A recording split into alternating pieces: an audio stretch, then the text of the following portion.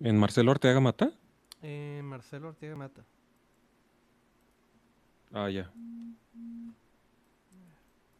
Libertarians are actually, in personality, very much like liberals, not like conservatives, very much like liberals, but just lower in compassion and just... Entonces ya no vas a poner el video.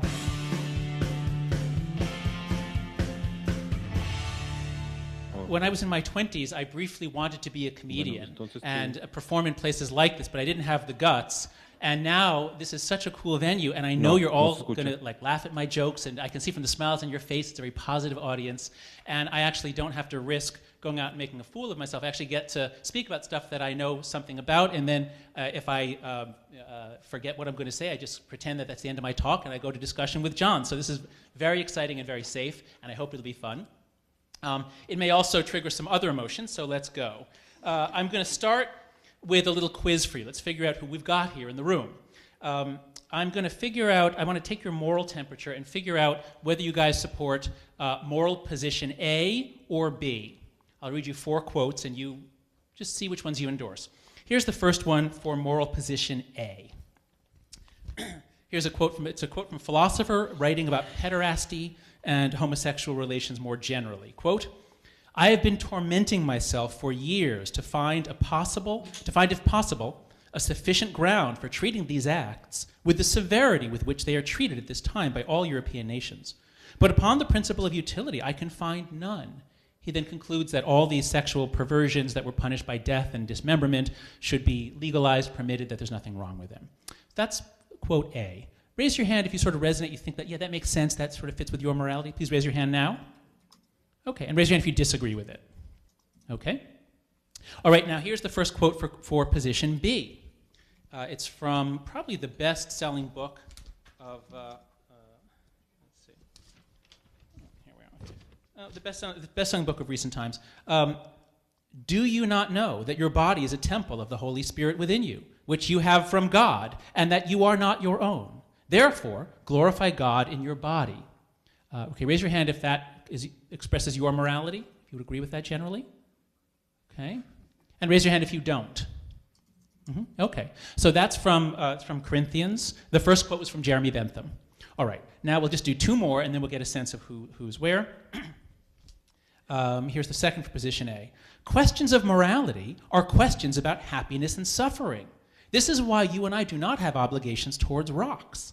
To the degree that our actions can affect the experience of other creatures positively or negatively, questions of morality apply."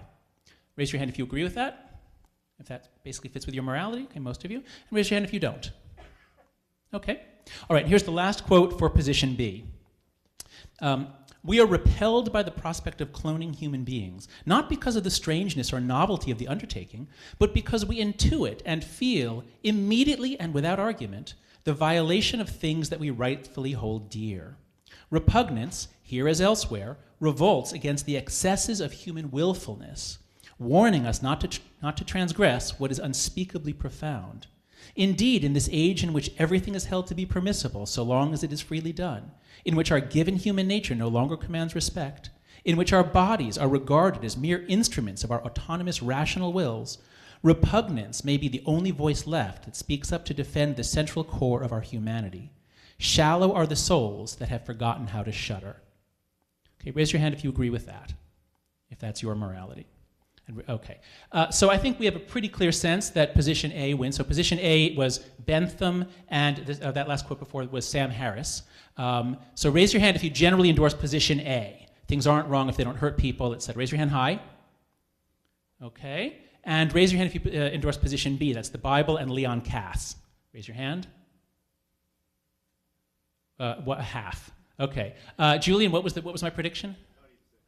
I predicted it'd be 90% Bentham, 10% Kass, but I guess I was wrong. It's like 95% Bentham, and then a half will be whatever. So now these 2 positions are you can think of them really as a dimension of social cognition. I call it the Bentham-Kass dimension. It runs from Jeremy Bentham and perfect utilitarianism on one side to Leon Kass, the sort of conservative philosopher who was the head of Bush's bioethics panel, on the other.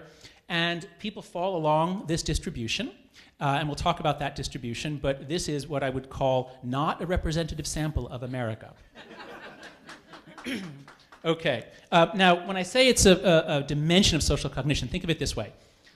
Our brains evolved to perceive physical space in 3 dimensions. It's not something we had to learn from our families.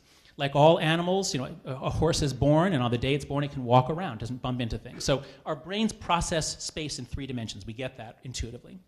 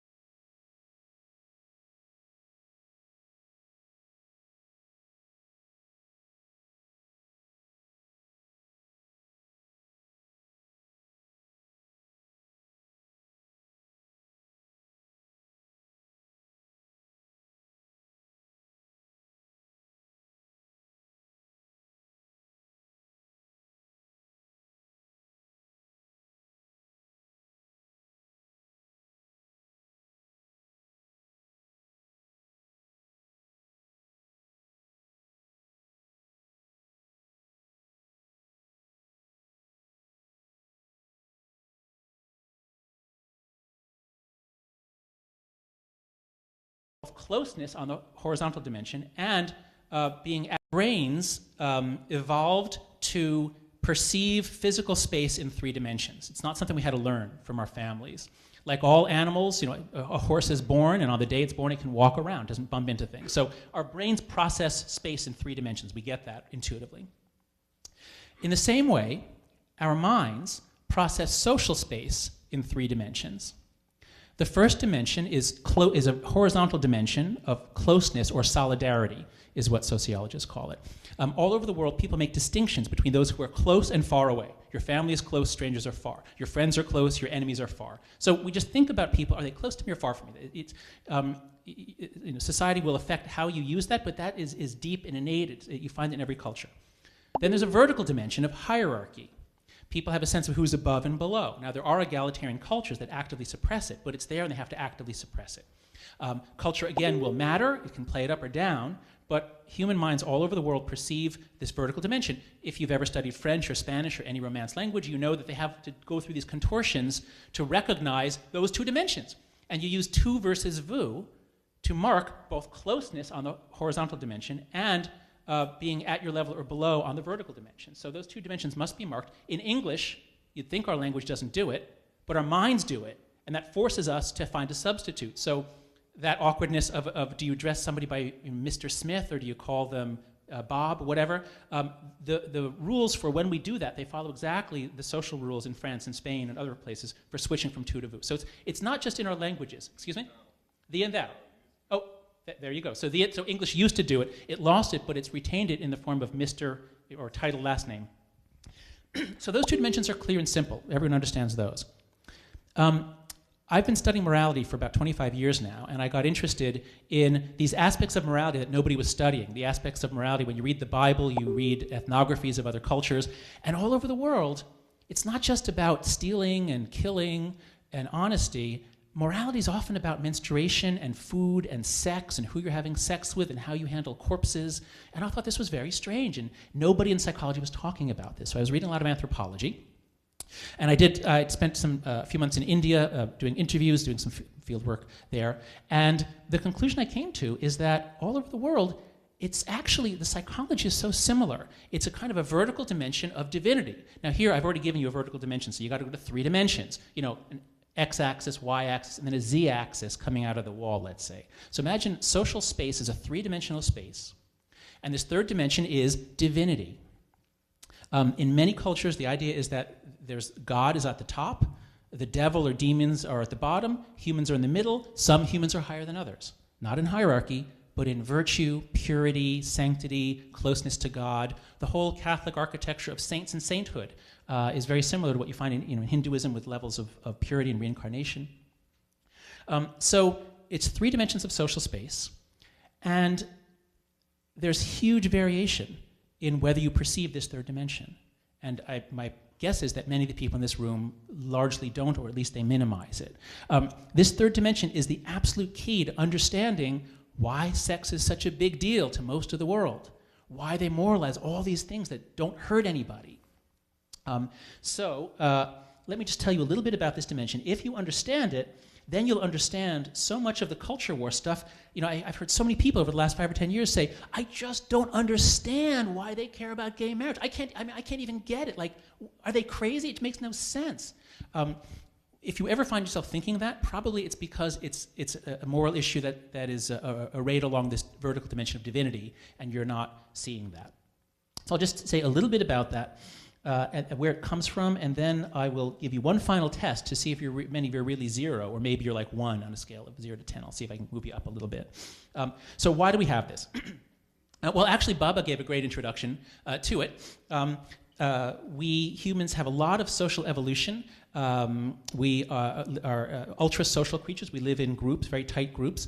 When our ancestors came down out of the trees, lived on the ground in very dense groups, suddenly parasites and exchanging microbes is much more serious than when you live in small groups that are largely arboreal. Then we begin also, we didn't go to hunter-gathering early. We first went to scavenging. We actually ate meat off of carcasses, which is very disease-ridden. So we're exposing ourselves to vast numbers of new toxins, but as our diet is improving, our brains are getting bigger, we have the capacity to keep track of things that no other animal can keep track of, like the history of something, what it touched before you got it. So the emotion of disgust emerges as this uniquely human emotion that guards our mouths. Think of disgust as a guardian of the mouth, like a sentinel there at your mouth. And if when I was studying disgust, we were working with a Japanese guy, and he brought in he brought in honey-covered grasshoppers from Japan. And I was, I was a young disgust researcher, and I said, okay, I'm going to eat one. I've been working with my advisor, Paul Rosen. We were going to eat one. And I made my hand go out, I made my hand pick one up, and I made my hand bring it, and as soon as it got there, I gagged. It was like there was a sentinel there that I couldn't control that prevented me from doing it. Now, I then took my other hand, I just like, and once I got it past my lips, it was fine. But this is the border, right there. That's the border. And so disgust guards that border right there. So it's adaptive, but we become more cultural and creative creatures, and as we start creating moral orders, we're weaving them out of all these other emotions and systems that we have, and so disgust expands to be not just a guardian of the mouth, but a guardian of the body more generally, and of course sex is the other big place where we're putting things into our bodies, we're exposing ourselves to vast numbers of microbes and bacteria. So disgust expands from a guardian of the mouth to being a guardian of the body more generally, and then from there, it's just ready-made to become a guardian of the social and moral order, because anger makes us want to punish or kill or use force. Disgust makes us want to close off and separate. And there are many social problems which that's appropriate. When people have bad ideas, communism, ideas that are treated as threats, we use disgust, and we're afraid that they're going to contaminate our children. We're totally focused on our children.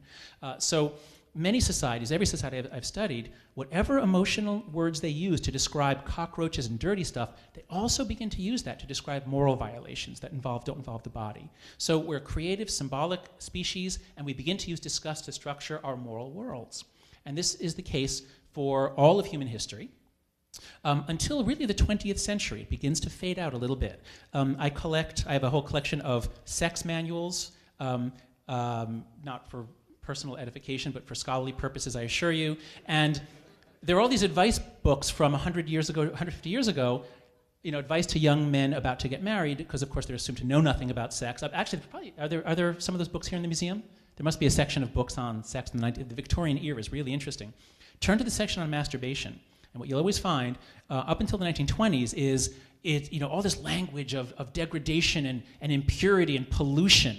And then in the 20s, a hygienic view begins to come in.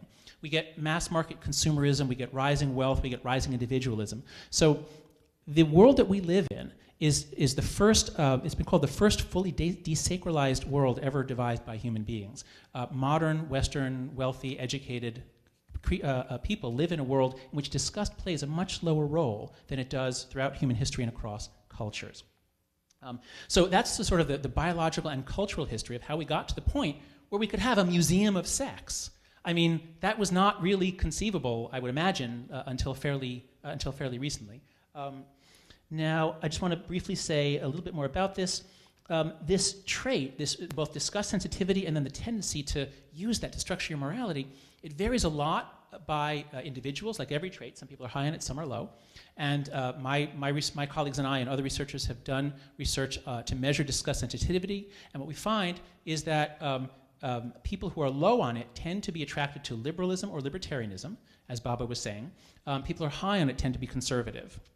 Also, if you disgust people or you activate ideas of disgust, they get more conservative and they get more homophobic. So there's clearly a link between your disgust sensitivity and your moral judgment about culture war issues. We've shown that experimentally and correlationally. Now, political groups differ quite a lot on this.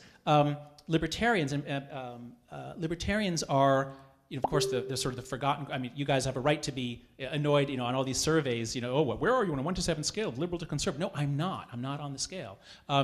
What my group has found, is that libertarians are actually, in personality, very much like liberals, not like conservatives, very much like liberals, but just lower in compassion and just more rational. You guys, libertarians are the smartest, most logical, least emotional across all emotions, so there's a sort of a general personality similarity, which is why we all hang out together. Liberals and libertarians are always hanging out together, but they end up often voting differently because they have different views about social policy. But they're all very low on disgust. Actually, libertarians are even lower than liberals. They're the lowest on disgust sensitivity. It varies. This trait varies across cultures.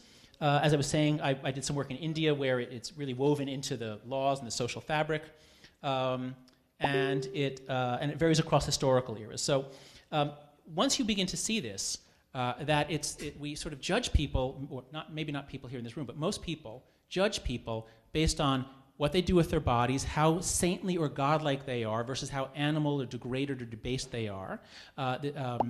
Now I'm hoping to give you this tool so that now when you go out in the world and you look at other people, almost like like a zoologist saying, "Oh, now that I understand that they have these scent glands that other animals don't have, I see why those conservatives are believing this or that or that." So, and it's not just conservatives. Liberals also have this to some extent. It's really libertarians who are the lowest on this. Again, it's part of being the most rational, just straightforward, logical, not perceiving magical essences the way that most people do.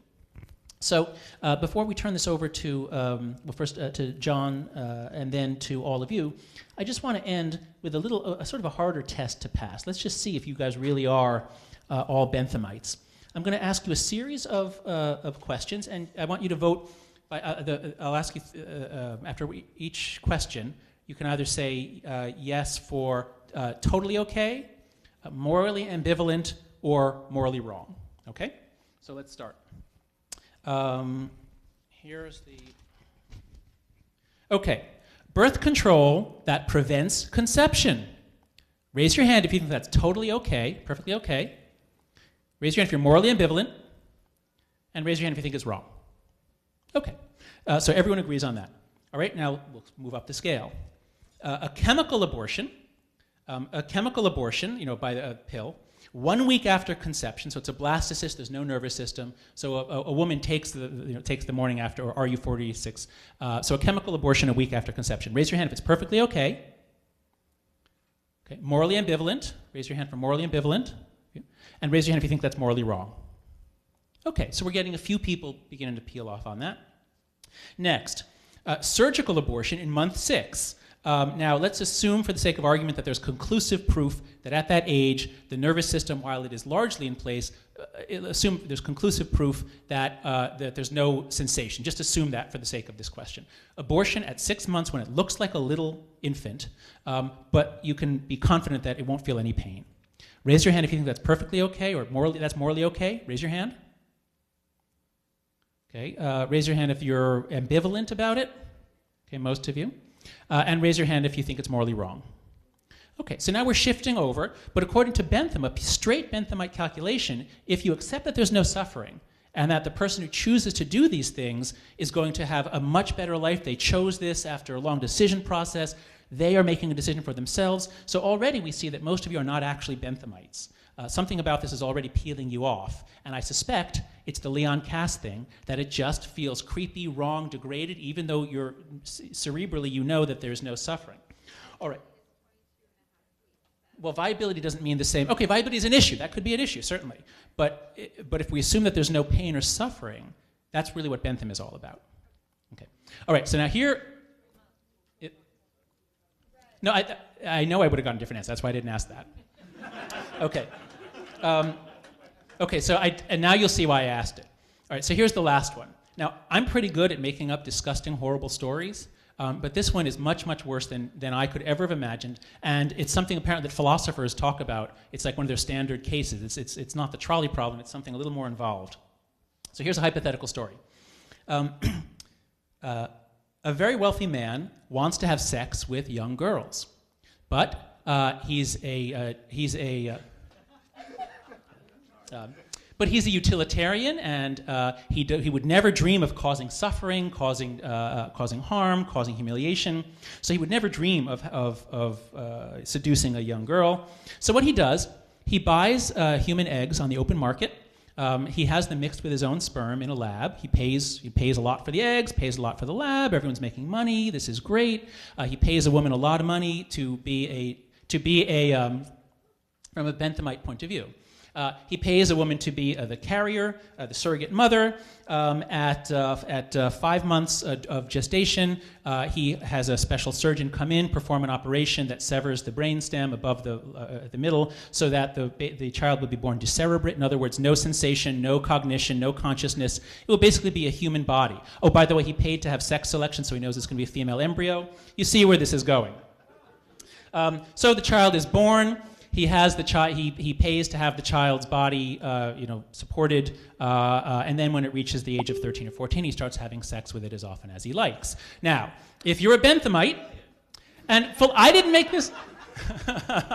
I should watch out. Here we are, but in this building and with this crowd, this really could give some people some ideas. So my question is, raise your hand if you think this is morally okay. Okay. Raise your hand if you are morally ambivalent. Okay. And raise your hand if you think this is morally wrong.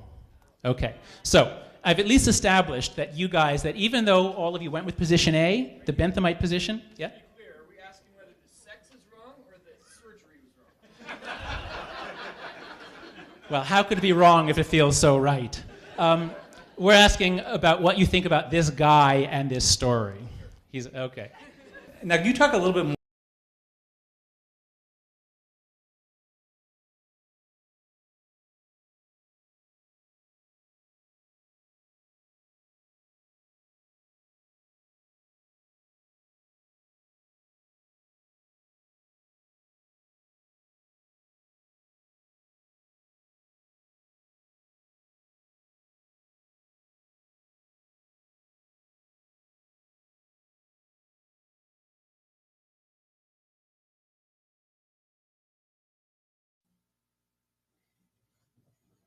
¿Qué pasó?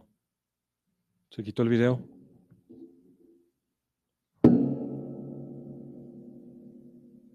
Hola.